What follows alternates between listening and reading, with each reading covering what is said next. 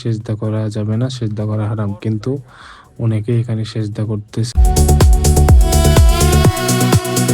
Hello everyone, আসসালামু আলাইকুম।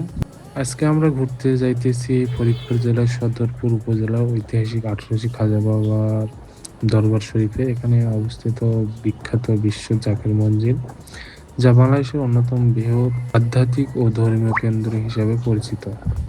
আমরা জাকের মঞ্জিলে আসতে আসতে অলরেডি দুপুরের আজান পড়ে গেছে। আজকে জুমার দিন, যার জন্য আগে আমরা নামাজ পড়বো, দেন ঘুরিয়ে দেখব। প্রথমে আমরা বাইক পার্কিং করে নিলাম, দেন তারপরে মেন গেটে আসলাম।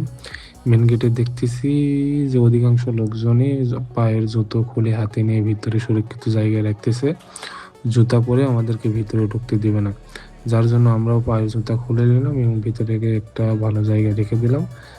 1800 দরবার শরীফ প্রতিষ্ঠিত হয় বাংলা 1354 সনে, অর্থাৎ 1947 ও 48 সালের দিকে। এটি খাজা বাবার শাহসুফি ফরিদপুরি রহমাতুল্লাহি আলাইহির স্মৃতি বিজড়িত একটি পবিত্র স্থান, যেখানে দেশ বিদেশ থেকে অসংখ্য ভক্ত অনুসারী নিয়মিত আসেন। দরবারে প্রাসঙ্গে রয়েছে বিশাল মসজিদ, তবে ভিতরে জায়গাটা আসলে অনেক বড়। এখন আমরা উজু করতে যাব। আমাদের উজু করা শেষ। উজু করে এখন আমরা মসজিদের দিকে যাইতেছি।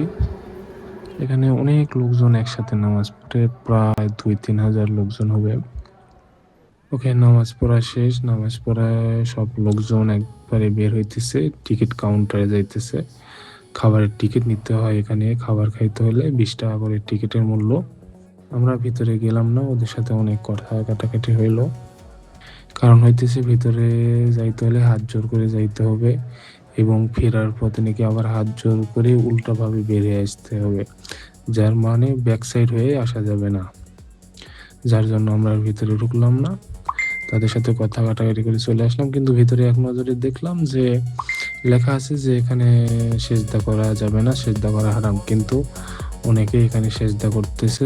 তবে শুনছি এখানে নাকি অনেক বড় বড় হরিণ এবং অনেক বড় বড় গরু আছে।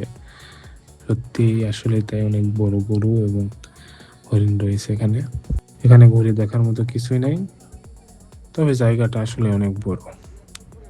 যেহেতু ভিতরে ঢুকতে পারলাম না, তাদের সাথে কথা কাটাকাটি হলো, যার জন্য আর আপনাদেরকে তেমন কিছু দেখাতে পারলাম না। আজকের ভিডিওটা এখানেই শেষ করলাম। আল্লাহ হাফেজ।